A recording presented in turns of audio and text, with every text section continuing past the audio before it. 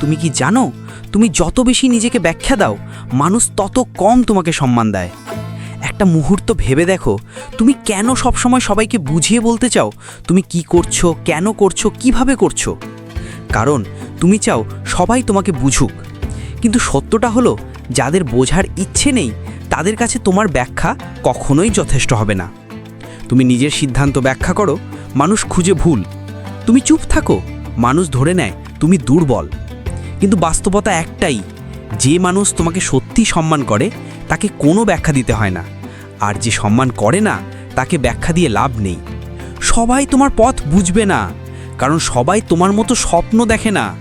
তাই নিজের সিদ্ধান্তে আত্মবিশ্বাসী হও। নিজের পথ তুমি জানো, দুনিয়াকে বোঝাতে হবে না। যদি তুমি মানুষকে ব্যাখ্যা দিতে দিতে ক্লান্ত, আজ থেকেই থামো।